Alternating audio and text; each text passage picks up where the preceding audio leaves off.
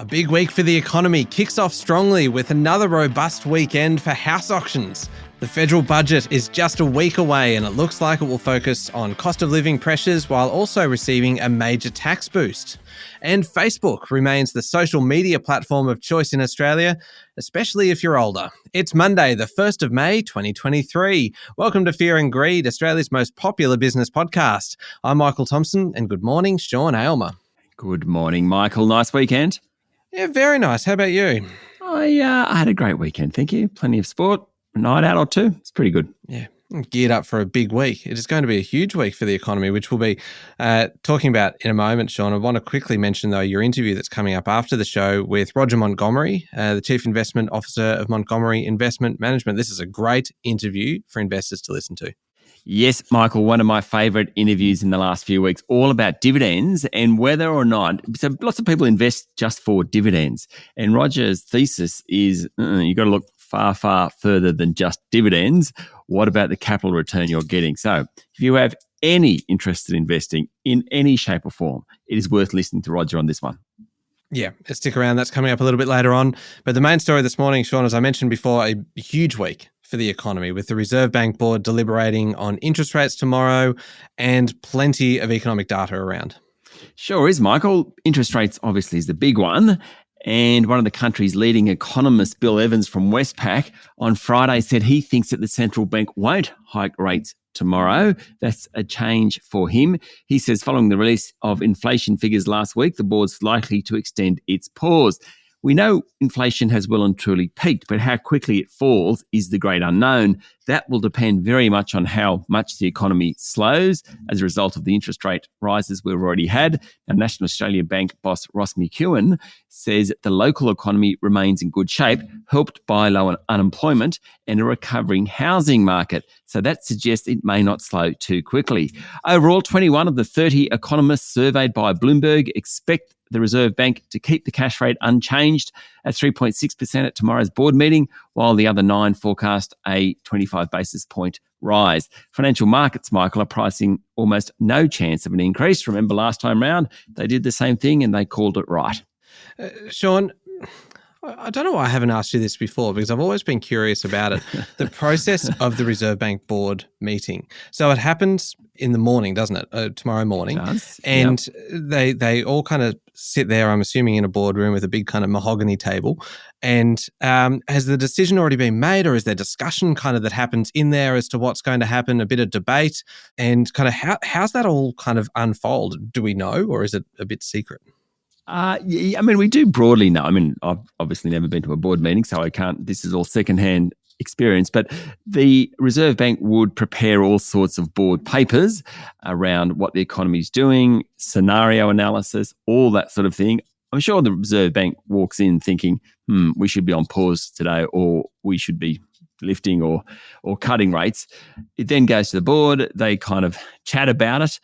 I don't know whether the board ever goes against what the Reserve Bank thinks. Now, one of the big things about the review that came out a couple of weeks ago is that there weren't enough experts on the Reserve Bank board to challenge Phil Lowe and the other senior managers about their economic analysis. So I think the government wants to change that.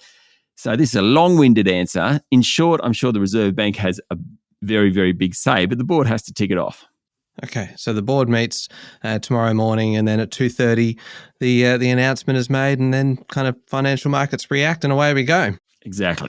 All right. Now, Sean, I mentioned before as well that the housing market seems to have found a new life, really. Another good weekend for auction clearances. The national clearance rate was 69.2%, according to CoreLogic. That's 7 weeks in a row around that 70% mark. That seems to be the benchmark for a pretty good housing market, 70%. Sydney was at nearly 71%, one of the best across the country.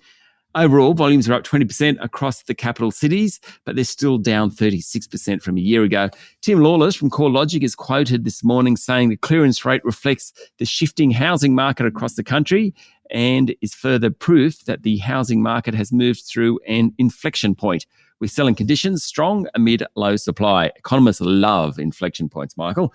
That's kind of when the economy changes from one to the other.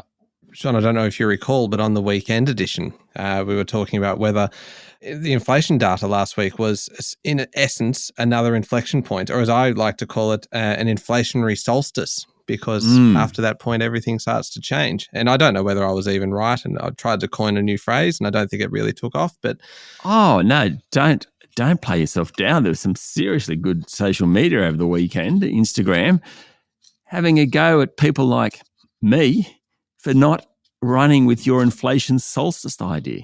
Yeah, no, look, I think the weekend edition, for anybody who hasn't listened to it, is definitely worth a crack, because it's a very competitive environment, and you and I are each kind of nominating what we thought was the biggest story of the week and the most remarkable story, and a bunch of these, and we get our colleague, Fear and Greed colleague, Adam Lang, in to judge it, and it gets a little bit wild, a little bit loose at times, and it ended up in a bit of an argument over, of all things, I think, the economy, and I think I called for a coup against you.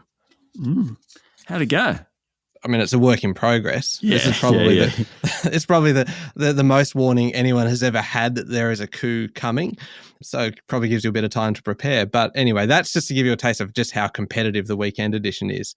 Sean, we got a little bit off track there. Local markets, how do they finish up on Friday? The S&P ASX 200 closed up just a touch to 7,309 points. That's off its 2-week lows of last Thursday. Among the large caps, CSL and Transurban fell 1%, while Macquarie Group and Newcrest Mining both rose 1%. Aristocrat Leisure was the biggest of the large caps, up 2.5%. Generally, the lithium miners were really the standouts on Friday. Pilbara Minerals, Paladin Energy both did pretty well. And international markets, what's happened over the weekend? Wall Street jumped by around 1% on the back of strong March quarter earnings. ExxonMobil, for example, its shares hit an all-time high. Now, that's on the back of higher oil and gas output. Prices have come off, but ExxonMobil is certainly pumping out plenty of oil and gas. Another to do well was Intel, while there were a few disappointments. Amazon, Snap, and Pinterest, they all fell after disappointing earnings announcements. Meanwhile, the US Federal Reserve pretty much gave itself a red card over the weekend, blaming last month's collapse of Silicon Valley Bank on poor management, watered down regulations, and lax oversight by its own staffers. There you go. In commodity markets, Brent crude is back above $80 a barrel, gold's below $2,000 an ounce, and the Aussie dollar is buying just over 66 US cents. All right, there's a bit happening to kick off the week. We'll be back in a moment with the rest of the day's business news.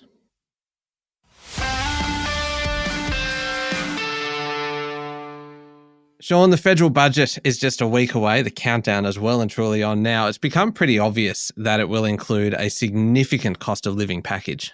In fact, they're pretty much the words used by Finance Minister Katie Gallagher. Yesterday, she said the budget will have a significant cost of living package, and that cost of living package will be targeted to the most vulnerable Australians. Experts are tipping that the JobKeeper rate will increase, among other payments. Gallagher also said the government has found billions and billions in savings. I'd like to know where they come from. Meanwhile, Treasurer Jim Chalmers said the small business energy incentive will kick in from July 1, helping 3.8 million SMEs to save money on their energy bills. Communications Minister Michelle Rowland was out yesterday. She said the government will expand its first home buyer scheme to more people, including older women. Now, the scheme allows applicants to have as low as a 5% deposit for a home, with the federal government acting as a guarantor for the other 15% and waiving the need for lenders' mortgage insurance to be paid. And finally, Michael, there were media reports over the weekend that the budget bottom line could be much, much better than expected. In fact, there was even talk of a surplus thanks to rising tax revenue. Now, that's on the back of iron ore, coal and gas, but also the low unemployment rate. We tend to forget about that. The government has put forward a budget previously expecting the unemployment rate to be higher. Therefore, they expect welfare payments to be higher, but with the unemployment rate at 3.5%, welfare payments will be lesser, and that will help the bottom line. So the budget bottom line may actually be better than we thought.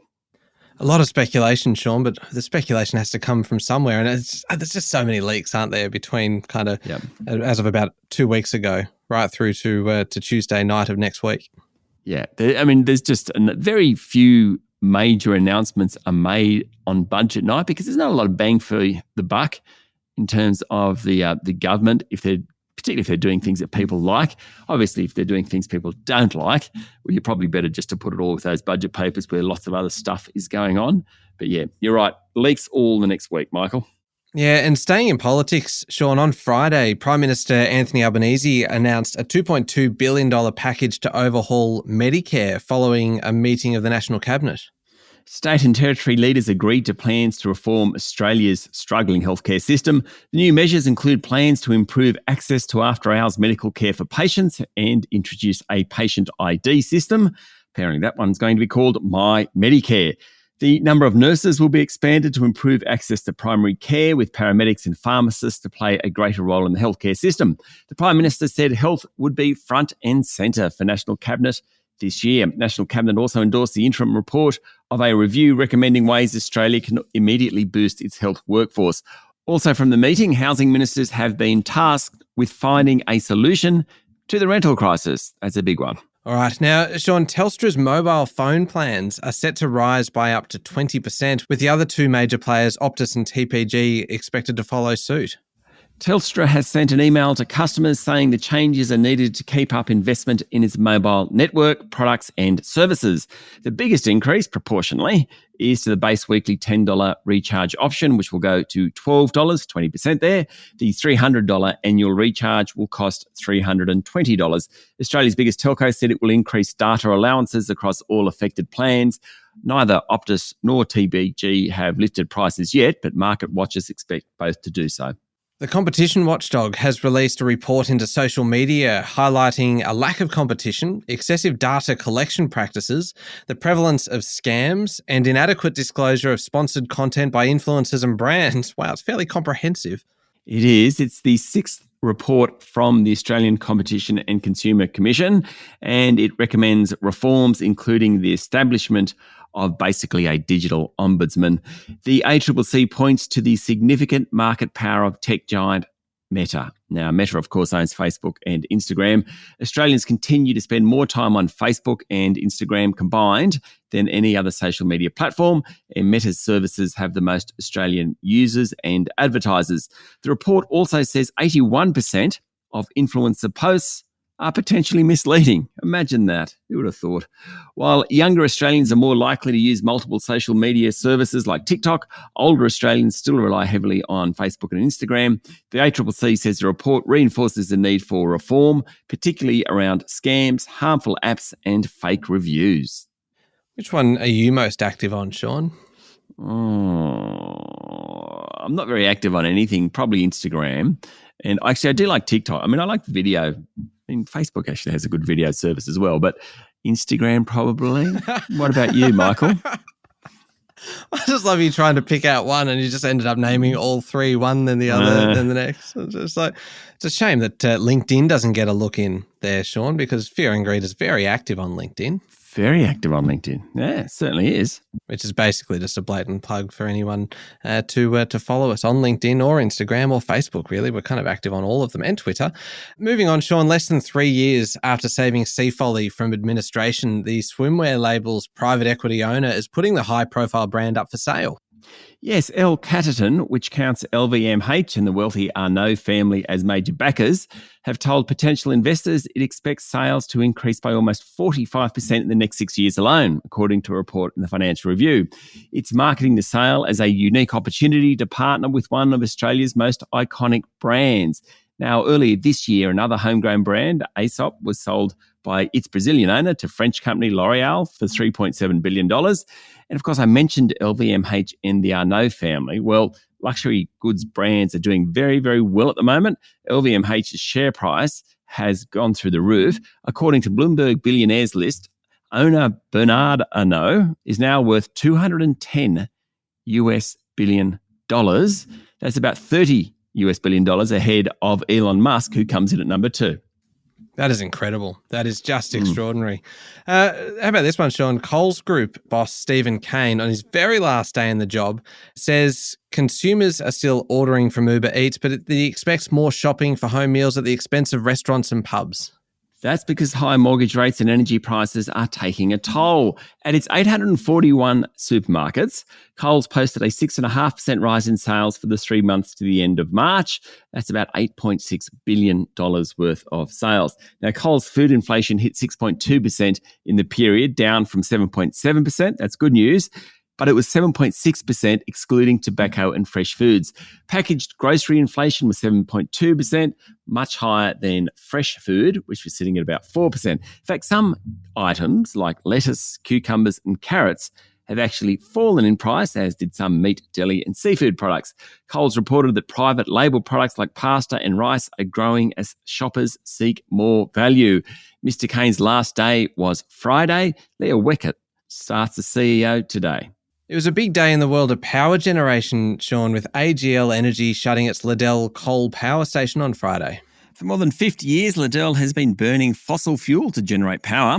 And on Friday, the site closed for good, at least in terms of coal-fired production. AGL first said it would close Liddell back in 2015. And of course, it comes amid concerns around energy prices and whether there's enough energy to go around, particularly because renewable energy generation still only provides a pretty small portion of total electricity. AGL Chief Executive Damien Nix said the closure of Liddell in the Hunter Valley in New South Wales is a key moment in Australia's energy transition. He said, on average, Liddell supplied enough electricity for more than 1 million homes over its lifespan. Demolition will begin next year. It'll take about 2 years. And how's this for a stat, Michael? More than 90% of the materials in the plant are expected to be recycled, including 70,000 tonnes of steel, which is more than what's in the Sydney Harbour Bridge. That's an amazing stat. Yeah, it's pretty cool. That is huge. And I suppose on the same topic, Sean, record levels of power generated from rooftop solar and grid-scale renewables are driving down wholesale electricity prices. That's good news. Very good news. Data released by the Australian Energy Market Operator shows average wholesale spot prices fell 11% to $83 per megawatt hour in the March quarter, following a 57% decline in the December quarter and returning to levels seen just before the highs observed in the middle of last year. Average prices set by black coal generators in New South Wales and Queensland have fallen following the government's cap on thermal coal and gas prices that was late last year. That's driven down wholesale electricity futures prices. And one more, Sean. Prime Minister Anthony Albanese is heading to the UK tomorrow for the coronation of King Charles III. I tell you what, it would be fun just to go and watch it, the pomp and ceremony, don't you reckon? Absolutely. Absolutely. Yeah. It would just be cool to be there. I mean, it's like any big historical event. Yeah, absolutely. You just want to be part of it. Yeah. Albo will be joined by Governor-General David Hurley, state governors and representatives, including, of course, Matilda's captain Sam Kerr. She got a bait. Good on her. During the trip, the Prime Minister will meet British leader Rishi Sunak to discuss AUKUS and the Australian-UK Free Trade Agreement. Albanese is back next weekend ahead of the May 9 budget. I think I just made one of those mistakes, and I hate it when I see it elsewhere. I described it as an historical event. It should be a historic event, shouldn't it? Yeah, it should be historic. Oh, yeah. I feel a little bit dirty. It's one of those things that no one might even notice. No, it might just kind of disappear, but I would know, and I will forever loathe it. So I needed to correct the record. It's like the word tasked. We said it earlier in the show, tasked. It's actually quite a hard word to say, and many people say taksed, tasked. I don't think they do, Sean. I reckon maybe you might be trying to make yourself feel better for the occasions when you've said tasked. Tasked. It's a funny word to say. It is fun. It's like, well, if we put it on the list of fun words to say, along with like gigajoules.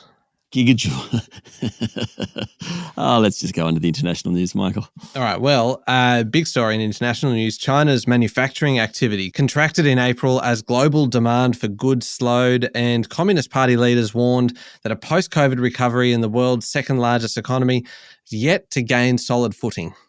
Yes, not exactly good news for Australia, which of course produces lots of iron ore for the steel that goes into many of the factories. The National Bureau of Statistics Purchasing Managers Index fell to 49.2 points. There's 51.9 points in March. Now, its non-manufacturing index, which includes services in the construction sectors, was 56.4, down from 58.4. What does all that mean? Well, a reading above 50 indicates expansion. So what that's saying is that the manufacturing sector is contracting, whereas the non-manufacturing sector is actually still expanding. So that's good, but not good really for iron ore sellers, all in all. And finally, Sean, US President Joe Biden and Indian Prime Minister Narendra Modi will visit Papua New Guinea this month to attend a meeting of Pacific leaders. Biden will meet Papua New Guinea Prime Minister James Marape, as well as 18 Pacific Island leaders who will be in the capital Port Moresby to attend the forum for the India-Pacific Islands Cooperation. As Marape posted on Facebook, Michael, it's an historic first for a US president. First time ever a US president has visited PNG, or at least a sitting US president. That's actually quite significant, isn't it? Yeah, it's not historical, it's historic. It feels like you have tasked yourself with pulling me up on that every chance you get now. Possibly. Okay. Now, up next is the Fear and Greed Daily interview with Roger Montgomery, one of our semi-regular guests, really, isn't he? The Chief Investment Officer of Montgomery Investment Management.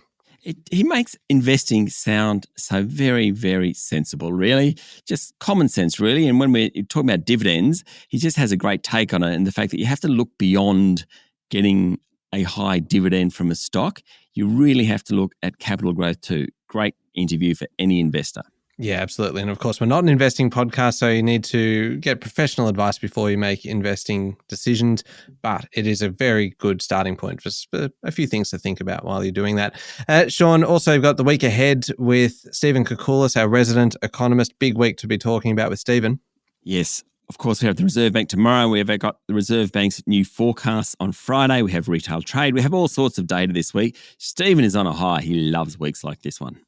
We've got a few MEAs as well, Sean. Most enthusiastic advocate. I'll mention one today. This is our basically the title that we award listeners who are doing a fantastic job of helping spread the word about fear and greed. So they are awarded the title of MEA, Most Enthusiastic Advocate, MEA.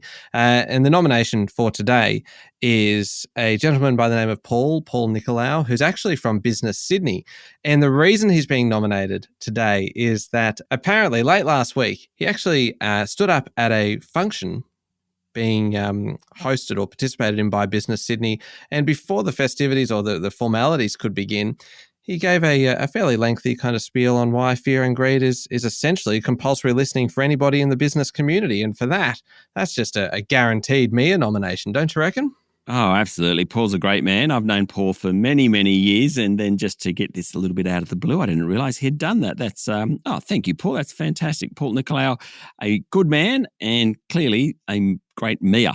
Yes, indeed. And thank you, Paul. And thank you, Sean. Thank you, Michael. It's Monday, the 1st of May, 2023. Make sure you're following the podcast. Join us online on LinkedIn, Instagram, Twitter, and Facebook, and stay up to date on all the business news with Alexa and your Amazon Echo smart speaker. All you have to do is say, Alexa, play the Fear and Greed podcast to catch the latest episode, and you can grab yours now at amazon.com.au. I'm Michael Thompson, and that was Fear and Greed. Have a great day.